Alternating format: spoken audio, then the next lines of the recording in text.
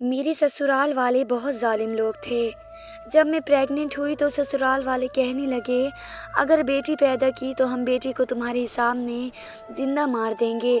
आज मेरे 9 महीने पूरे हो गए थे और जब ससुराल वाले अस्पताल मेरे साथ ही आए, फिर मेरी डिलीवरी हुई तो मेरी बेटी ही पैदा हो गई। मैं परेशानी में अस्पताल से बेटी को उठाकर भाग गई। फिर अचानक एक मर्द ने मेरे साथ मैं खाली सड़क पर भागती ही चली जा रही थी। मेरा सांस फूल रहा था, लेकिन उस वक्त यहाँ रुकना मेरे लिए मुनासिब नहीं था। वे लोग कभी भी मुझे ढूंढते हुए मेरे पीछे आ सकते थे। बहुत देर भागते रहने के बावजूद मैं थक कर सड़क के किनारे बैठ गई थी। मैं उनके घर से बहुत दूर निकल आई थी और मुझे यकीन था कि वे लोग यहाँ तक नहीं आएंगे।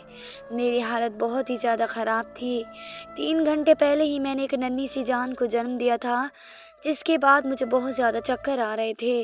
लेकिन अपनी बच्ची की जान बचाने के लिए मैंने सब कुछ छोड़कर उसे गोद में उठाया, अस्पताल से भाग गई।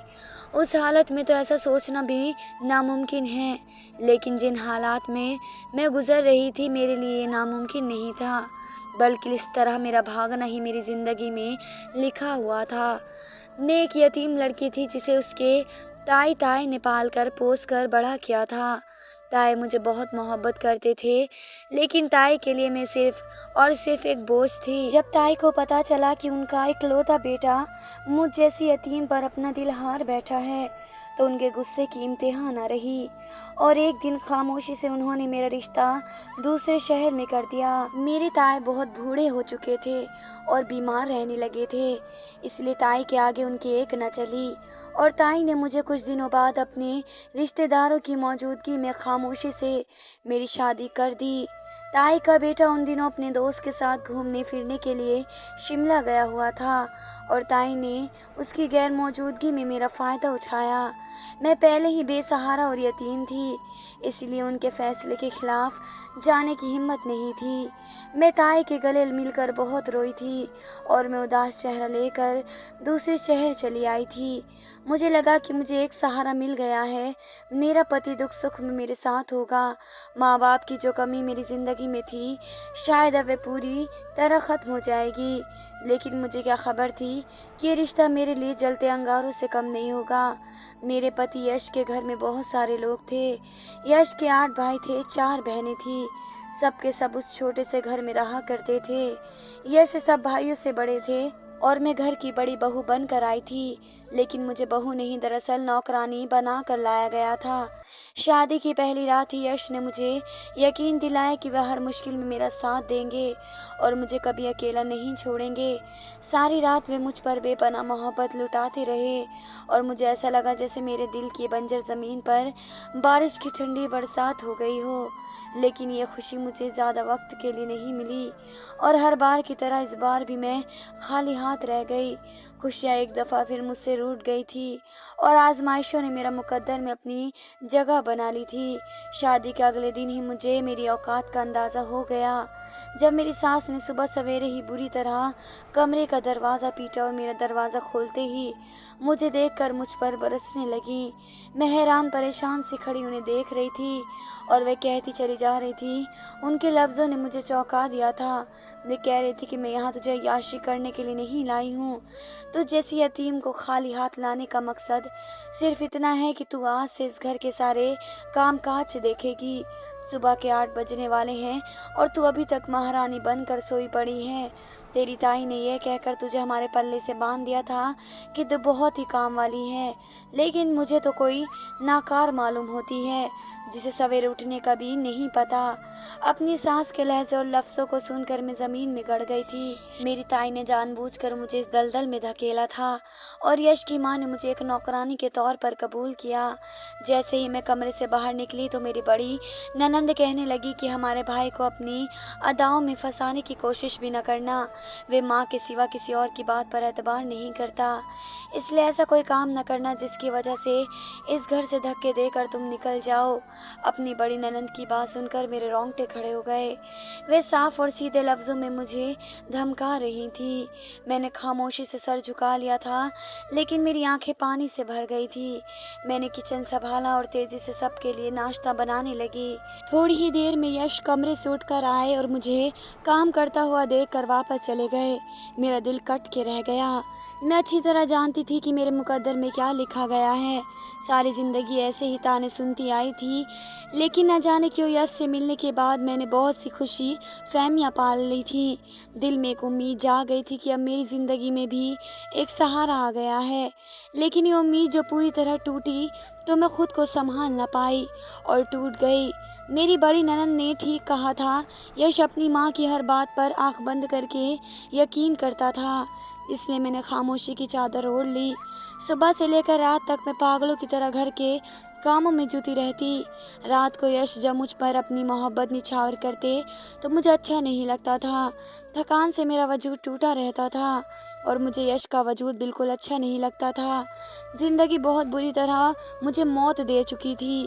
दिन आहिस्ता आहिस्ता गुजर रहे थे, जबकि मेरी ज़िंदगी में एक ठंडी हवाओं का झोंका आया और मुझे एक अनोखा सा सुकून आ गया। काफ़ी दिनों से मेरी तबीयत ख़राब थी, लेकिन मेरी सास मुझे डॉक्टर के पास लेकर नहीं जा रही थी। और जब एक दिन घर के काम करते हुए मुझे बुरी तरह चक्कर आ गए और मैं गिर गई, तो मजबूरन मेरी सास मुझे डॉक्टर के पास ले गई।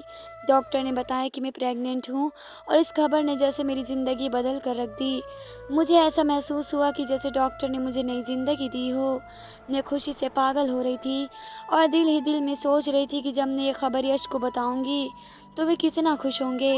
लेकिन मेरी खुशी उस वक्त मिट्टी में मिल गई जब मेरी सास ने कहा कि उन्हें लड़का चाहिए। अगर लड़की पैदा हुई तो उसकी जिम्मेदार तुम खुद होगी। अपनी सास की बात सुनकर मेरा दिल ढल गया। लड़का है या लड़की, ये सब तो खुदा की मर्जी थी। मैं बेचारी क्या कर सकती थी। लेकिन मैं इतना जानती थी, अगर मेरी सास को लड़का चाहिए तो वे लड़की की पैदाइश पर ज़रूर उसे नुकसान पहुंचाएंगी। मेरी ज़िंदगी की सबसे बड़ी खुशी भी मिट्टी में मिल गई और मैं उठते बैठते दिन रात यही सोचने लगी कि अगर मेरे घर लड़की पैदा हो गई तो क्या होगा। कई दफ़ा मैंने यश से उस बारे में बात करना चाही, लेकिन यश हमेशा यही कहते कि तुम अभी से इस बारे में क्यों सोचती हो। ऊपर वाले से दुआ करो तुम्हें बेटे से नवाज दे। कभी कभी मुझे समझ में नहीं आता था कि यश पढ़ा लिखा होने के बावजूद भी सही और गलत में फ़र्क क्यों नहीं करता। मैं बहुत अच्छी तरह से जानता था कि उसके घर में मुझ पर किस तरह के जुल्म ढाए जाते हैं और उनकी माँ का सलूक मेरे साथ कैसा है। लेकिन यश ने कभी भी मेरी तरफ से एक बार भी किसी को कुछ नहीं कहा। मुझे प्रेग्नेंट हुए 6 महीने हो गए और ये 6 महीने मैंने पूरी तरह मुसीबत में ही गुजार दिए थे। हर वक्त एक ही सोच मुझ पर हावी रहती थी कि अगर मेरी बेटी हो गई तो मेरी बेटी के साथ ये लोग क्या करेंगे। मेरा दिल कहता था कि मैं एक बेटी की माँ बनने वाली हूँ। मैंने सोच लिया था कि अगर ऊपर वाले ने मुझे बेटी दी तो मैं सब कुछ छोड़कर अपनी बेटी को लेकर यहाँ से फरार हो जाऊँगी। मुझे यश से कोई ख़ास उम्मीद नहीं थी। यश ने आज तक कभी मेरे हक़ में एक बात नहीं कही थी और वह अपनी बेटी की ज़िंदगी के लिए क्या करते। वह तो अपनी माँ के हर हुक्म का सर झुका लिया करते थे और मेरी सास को सिर्फ और सिर्फ बेटा ही चाहिए था। यश को कभी कभी नौकरी के सिलसिले में कुछ दिन घर से बाहर भी गुजारने पड़ते थे और ऐसे ही दिन चल रहे थे जब मुझे दर्द होने लगा। मैंने अपनी सास को अपना जिस्म में उठने वाले दर्द के बारे में बताया तो वह कहने लगी कि पहले सारे कपड़े धो लो, फिर मैं तुम्हें अस्पताल लेकर चलूँगी। ये सुनकर मैं हैरान रह गई। मेरी सास इतनी बुज़दिल कैसे हो सकती थी। लेकिन मेरी सास को मुझे ज़रा भी तरस ना आया और मैंने गिरते बढ़ते सारे घर के काम कर लिए, कपड़े भी धो कर डाल दिए। तब मेरी सास मुझे अस्पताल लेकर गई। मैंने कुछ ही देर में खूबसूरत सी बेटी को जन्म दे दिया। जैसे ही नर्स ने मुझे बताया कि मैं एक बेटी की माँ बन गई हूँ तो मैंने दोनों हाथ नर्स के आगे जोड़ दिए और उससे कहा कि अभी मेरे ससुराल वालों को बच्चे की पैदाइश की खबर न सुनाना। नर्स ने हैरानगी से मेरी तरफ देखा तो मैंने उसे सारी बात बता दी। मैंने उसे बताया कि वे मुझे और मेरी बच्ची को यहाँ से निकालने में मेरी मदद कर दे, वरना ये जालिम लोग मेरी बच्ची को किसी भी वीराने में फेंक देंगे या ख़त्म कर देंगे। नर्स रहमदिल औरत थी। उसने मुझे पूरी तरह चादर ओढ़ाई और मेरी बच्ची को मेरी गोद में डाल दिया और लेबर रूम के पिछले दरवाजे से भागने में मेरी मदद की और कहने लगी कि यहाँ सब मैं देख रही हूँ और तुम्हारे पास आधा घंटा है, तुम यहाँ से कहीं दूर निकल जाओ। मैंने दिल में नर्स का शुक्र अदा किया और भागते भागते उस खाली सड़क पर आ बैठी। मैं किसी भी सूरत अपनी बेटी को नहीं खोना चाहती थी, क्योंकि ज़िंदगी में मुझे पहली बार ही अपना कोई खूनी रिश्ता मिला था। मुझे सड़क पर बैठे कुछ ही देर गुजरी थी कि जब एक गाड़ी मेरे पास आकर रुकी और एक बुढ़िया और बूढ़ा गाड़ी से उतरकर मेरे पास आए और मुझसे पूछने लगे कि मुझे किसी चीज़ की ज़रूरत है। मैंने उनसे कहा कि मुझे एक छत चाहिए जिसके नीचे मैं इज्जत से अपनी ज़िंदगी और अपनी बेटी के साथ गुजार सकूं। मैं अपनी नाजुक सी कली को सीने से लगाए सिसक रही थी। उन्हें मुझ पर रहम आ गया। मेरी हालत ऐसी नहीं थी कि मैं लोग मुझसे ज़्यादा सवाल करते, इसलिए उन्होंने मुझसे और कुछ बात नहीं की और उन्होंने कहा कि बेटी हमारे साथ चलो, हम तुम्हारी बेटी को अपने घर में पनाह देंगे। मेरे लिए वे लोग बिल्कुल अनजान थे, लेकिन मैं सड़क पर कितनी देर बैठी रह सकती थी, इसलिए मैंने उनका कहा मान लिया और उनकी गाड़ी में बैठ गई। यूँ भी ज़िंदगी ने मुझे इतने ज़ख्म दिए थे कि अब मैं पत्थर की हो गई थी। वे मुझे सहारा देकर अपने घर ले गए। वे दोनों यानी कि बुजुर्ग एक आलीशान बंगले में रहा करते थे। नौकरों की कोई कमी ना थी। मुझे और मेरी बच्ची को भी रहने के लिए कमरा दे दिया गया और उन दोनों ने मुझसे कहा कि तुम हमें माँ बाप कहकर पुकार सकती हो, क्योंकि हम दोनों यहाँ अकेले रहते हैं और औलाद के लिए तरसते रहते हैं। हमारा एक ही बेटा है जो शहर में रहता है और कभी कभी लौट कर आता है। उन दोनों ने मेरी बेटी का नाम कोमल रख दिया और मैं उन दोनों के घर सुकून से ज़िंदगी गुजारने लगी। मैंने उन्हें बताया कि मेरे पति की मौत हो गई है और मेरे ससुराल वाले अच्छे लोग नहीं हैं और वे मेरी बेटी को मुझसे दूर करना चाहते हैं, इसलिए मैं उसे लेकर वहाँ से भाग गई। मैंने उन्हें ये नहीं बताया कि मेरा पति जिंदा है, क्योंकि मेरे लिए यश का जिंदा होना बिल्कुल भी ठीक नहीं था। माँ बाप ने मेरी बेटी को अपनी गोद में खिलाया और इस कदर प्यार दिया कि मैं हैरान रह गई। मैं आज तक मोहब्बत के लिए तड़प रही थी, लेकिन मेरी प्यारी बेटी बहुत ही खुश नसीब थी जिसे ऐसे लोगों की मोहब्बत नसीब हुई थी। वक्त पर लगा कर रो रहा था और मेरी बेटी साल भर की होने वाली थी जब दोनों बुजुर्ग ही बहुत ही बीमार हो गए और बिस्तर से लग गए। एक दिन पापा मेरा हाथ पकड़कर कहने लगे कि बेटी तुम मुझे बहुत ज़्यादा अजीज हो। मैंने तुम्हें अपनी सगी बेटी की तरह इस घर में जगह दी है। मैं नहीं चाहता कि हमारे मरने के बाद तुम एक दफ़ा फिर बेसहारा हो जाओ। और कोमल को तो मैंने अपनी गोद में खिलाया है और मैं कभी उसे तकलीफ़ में नहीं देखना चाहता। इसलिए मैं और तुम्हारी माँ ने सोचा है कि हम दोनों की बीमारी को सुनकर हमारा बेटा वापस आ रहा है। हम उससे तुम्हारी शादी करवा देंगे और तुम हमेशा इज्जत से हमारी चार दीवारी में ज़िंदगी गुजार सकोगी। उनकी बात सुनकर मेरे रोंगटे खड़े हो गए। ये कैसे मुमकिन था कि मैं उससे शादी करती। मेरे और यश का ताल्लुक आज भी कायम था। मेरी आंखों से आंसू बहने लगे। ये लोग मेरी ज़िंदगी में किसी रहमत की तरह शामिल हो गए थे। मैं उन्हें खोने के बारे में भी सोच नहीं सकती थी। माँ मुझे कहने लगी कि बेटा मेरे बेटे से शादी करके तुम्हारी ज़िंदगी अच्छी हो जाएगी और तुम्हें कभी कोई तकलीफ़ नहीं होगी। उसकी उम्मीद भरी नज़रें मुझ पर टिकी हुई थी और मैं उन लोगों को मन नहीं तोड़ना चाहती थी, इसलिए खामोश हो गई और उन्हें ये भी ना बता सकी कि मैं एक बेवा नहीं हूँ, बल्कि मेरा पति ज़िंदा है। उनके बेटे के आने से मैं 2 दिन बाकी थे और मेरी खामोशी ने जैसे उन्हें नई ज़िंदगी दे दी थी। वे लोग इस तरह शादी की तैयारियां कर रहे थे कि मैं हैरान रह गई। मेरे लिए एक पल गुजारना मुश्किल हो रहा था। मैंने सोच लिया था कि मैं किसी न किसी तरह उनके बेटे को अपनी शादी के बारे में बताऊंगी ताकि मुझे गुनाह ना करना पड़े। आज सुबह ही घर में खूब रौनक थी। आज उन दोनों का बेटा आ रहा था। मैं उनके पास ही बैठी थी और कोमल हमारे पास खेल रही थी कि जब गाड़ी की आवाज़ आई तो माँ कहने लगी कि मेरा बेटा आ गया है। उनके चेहरे पर आने वाली खुशी बहुत ही अनमोल थी। जैसे ही कि उनका बेटा कमरे का दरवाज़ा खोलकर अंदर आया तो उसे देखकर मेरे रोंगटे खड़े हो गए। वह भी मुझे देखकर भागता हुआ मेरी तरफ आया। मैंने जल्दी से आगे बढ़कर कोमल को अपनी गोद में पकड़ लिया और खौफ से पीछे हट गई। मैं सोच भी नहीं सकती थी कि मुझे यहाँ उस शख्स का सामना करना पड़ सकता है, लेकिन अगले ही लम्हे मेरी ये सोच के जान निकल गई कि माँ पापा ने तो कहा था कि उनका बेटा आ रहा है, ये तो मेरा पति यश था। मैंने कोमल को छुपाने की कोशिश की तो वह मेरे करीब चला आया और कहने लगा कि तुम कहाँ चली गई थी, मैंने तुम्हें कहाँ कहाँ नहीं तलाश किया। मैं आंखें फाड़ कर उसे देख रही थी। उसकी सारी तवज्जो मेरी तरफ थी। हम दोनों भूल चुके थे कि कमरे में उस वक्त माँ बाप भी मौजूद थे। मैंने रोते हुए यश से कहा कि पीछे हट जाओ, मेरी बेटी को हाथ भी मत लगाना, वरना मैं तुम्हारी जान ले लूँगी। मेरा तुमसे कोई वास्ता नहीं है, मैं सब कुछ छोड़ कर चली आई हूँ और ये मेरी बेटी सिर्फ़ और सिर्फ़ मेरी है। यश की आँखों से आँसू बह रहे थे और वे कह रहे थे कि उसने मुझे हर जगह ढूँढा लेकिन मैं उसे कहीं नहीं मिली। वो मेरी जुदाई में तड़प गया था। वो कह रहा था कि उसे बेटी की पैदाइश पर कोई अफ़सोस नहीं था, बल्कि जब उसे पता चला कि उसके घर बेटी पैदा हुई, तो वह बहुत ही ज़्यादा खुश था।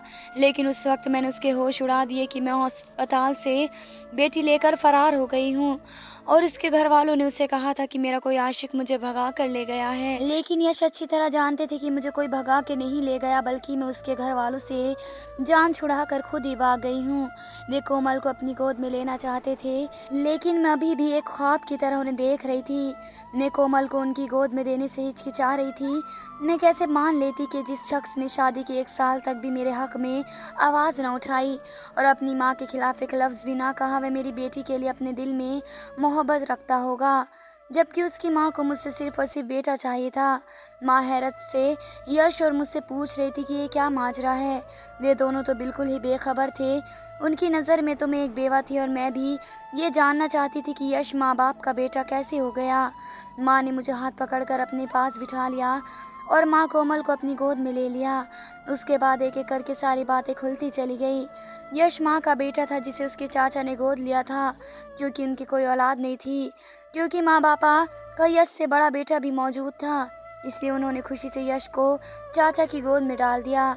यश को गोद लेने के बाद यश के चाचा के पास औलाद की खुशखबरी आ गई और देखते ही देखते उनके घर बच्चों से भर गए। जब यश के 8 भाई और 4 बहनें दुनिया में आ गए, तो यश कभी कभी अपने माँ बाप से मिलने के लिए चला आता था। फिर एक दिन यश के बड़े भाई की मौत हो गई, तो यश के पापा ने चाहा कि वे यश को हमेशा के लिए वापस ले लें, क्योंकि आप तो चाचा को बच्चों की कोई कमी नहीं थी।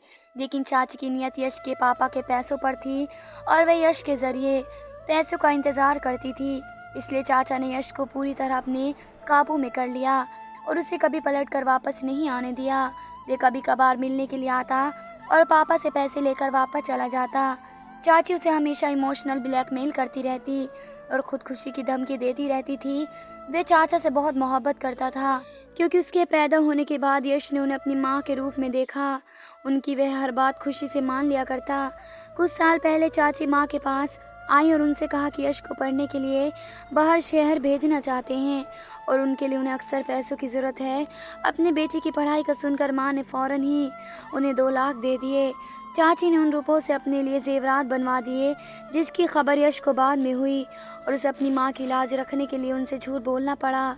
माँ पापा भी ये समझते रहे कि उनका बेटा बाहर शहर में पढ़ रहा है, लेकिन जबकि यश यहाँ एक मामूली सी नौकरी कर रहा था और चाची ने एक नौकरानी रखने की बजाय यश की शादी मुझसे करना मुनासिब समझा, ताकि उन्हें फ्री में एक नौकरानी मिल जाए और मुझे बेटा पैदा करवा कर वे यश को अपने काबू में करना चाहती थी और मेरे बेटे के नाम पर भी माँ पापा से पैसों को कहती रहती थी। यश चाची के लिए सोने की खान था, जिसके जरिए वे पैसे हासिल कर रही थी। यश अभी भी बाहर शहर से नहीं बल्कि चाची के घर से ही आ रहा था और उसे चाची की इज्जत की खातिर ये झूठ रखना था, लेकिन मेरी यहाँ मौजूदगी पर वह अपने जज्बात पर काबू ना रख पाया और सारा सच खोल कर सामने आ गया। यश कह रहा था कि जब मैं बच्ची को लेकर वहाँ से भाग गई तो उसे एहसास हुआ कि वे मेरे साथ कितना गलत कर चुका है।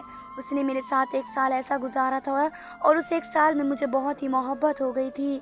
उसने तो अपनी औलाद की शक्ल ही नहीं देखी थी। यश को अपनी गलतियों का एहसास हुआ और वह अपनी हर गलती पर शर्मिंदा था। अब पापा की आंखों में भी आंसू आ गए थे। उन्हें मालूम था कि उनका बेटा गलत हाथों में चला गया, इसलिए वे झूठ पर झूठ बोलते रहे। पापा ने मुझे अपने सीने से लगा लिया और कहने लगे कि हम तो तुम्हें अपनी बहू बनाना चाहते थे, लेकिन तुम तो पहले से ही हमारी बहू और अब तो हमारे घर में ही रहोगी। वे कोमल को प्यार करने लगे। पहले भी उनकी मोहब्बत में कोई कमी नहीं थी और अब तो कोमल उनकी पोती साबित हुई थी। पापा ने यश से कह दिया कि अगर तुम अपनी चाची के पास जाना चाहते हो तो जा सकते हो, लेकिन कोमल और मेरी बेटी कहीं नहीं जाएंगी। यश ने कोमल को अपने सीने से लगाया और पापा से कहने लगा कि मैं अपनी औलाद के लिए बहुत तड़पा हूँ और मुझे उस वक्त आपकी तकलीफ़ का भी अंदाज़ा हुआ है कि बड़े भाई की मौत के बाद आप दोनों ने कितने अकेले रह गए हैं और आपको मेरी कितनी ज़रूरत थी, लेकिन मैंने कभी इस बात को महसूस ही नहीं किया। अब मैं आप दोनों को छोड़कर कहीं नहीं जाऊंगा। ऊपर वाले ने चाची की गोद में बहुत सी औलाद डाल दी हैं और वे उनके साथ खुशी खुशी ज़िंदगी गुजार सकती हैं। यश ने मुझसे माफ़ी मांगी थी और मैंने उसे माफ़ कर दिया, क्योंकि उसकी वजह से ही मुझे माँ बाप जैसे रिश्तों के साथ एहसास हो गया था। यश, कोमल और माँ बाप हमारी एक मुकम्मल फैमिली बन गए थे और हमारी ज़िंदगी में खुशियाँ ही खुशियाँ भर गई थी। कभी कभी इंसान पर तकलीफ़ों और आजमाइश एक साथ चली आती हैं, लेकिन इसका सब्र हर किसी से नहीं होता और ऊपर वाले ने हमारे लिए कुछ ऐसा नहीं सोच रखा, बल्कि उस वक्त पर हम बहुत बेहतरी भी हासिल कर सकते हैं। बस हमें हर हाल में ऊपर वाले का शुक्रगुजार होना चाहिए। मैंने भी कभी खुदा की नाशुक्री नहीं की और खुदा ने जिस हाल में रखा मैंने उसका शुक्र अदा किया और आज इसका इनाम मुझे इन खूबसूरत रिश्तों के तौर पर मिल गया। हमारी वीडियो अगर आपको पसंद आई हो तो ज़रूर लाइक कीजिएगा। अपनी राय देना चाहते हो तो कमेंट कीजिएगा। अच्छी लगी हो तो शेयर कीजिएगा। उसके साथ साथ अगर आपने हमारे चैनल सब्सक्राइब नहीं किया है तो ज़रूर कीजिएगा, ताकि हमारी हर आने वाली वीडियो आप तक ज़रूर पहुंच सके। धन्यवाद दोस्तों।